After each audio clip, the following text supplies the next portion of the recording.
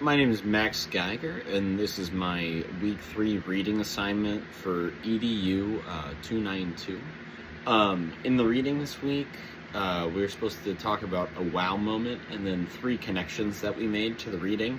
The wow moment I made kind of goes hand in hand with the 8 essential elements of a story.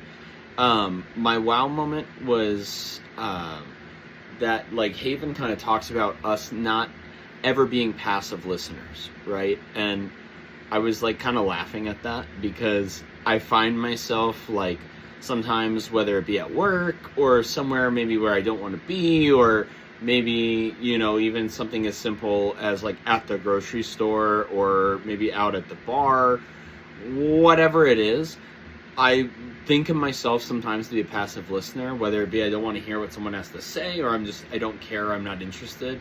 But this kind of made me rethink that a little bit.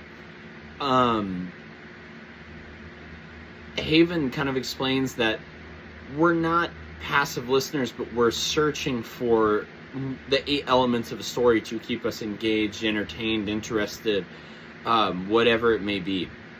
And it's very true. The 8 elements a story provides superior retention.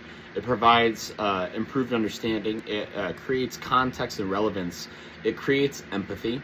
It provides superior engagement. It better induces listeners or readers to pay attention. And it enhances the creation of meaning.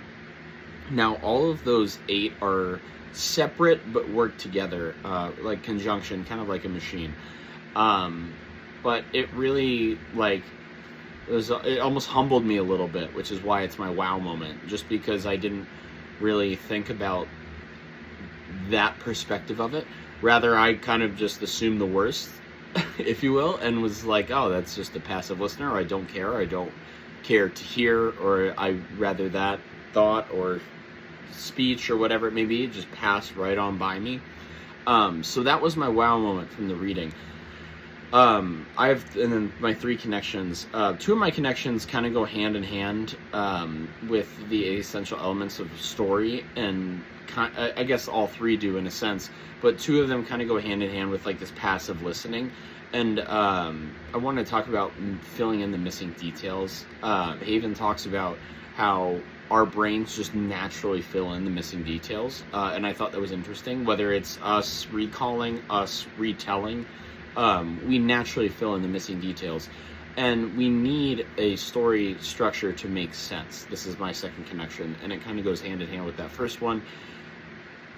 If we don't have a story that makes sense, that's where we begin to fill in the details, right? So the best storytellers are the ones who make their story make sense. Structurally, it makes sense. It flows. It's easy to comprehend, understand, so that the storyteller is not filling in the missing details. And then my final connection was that it's so much easier to tell a story when you have a clear goal. I mean, just like writing a paper or anything else, if you have, or let me rephrase, if you start telling a story or crafting a story in your brain by understanding what the goal is with that said story, you're going to be a lot more effective as a storyteller in telling that story to the next person. So those were the 3 connections and the wow moment that I have.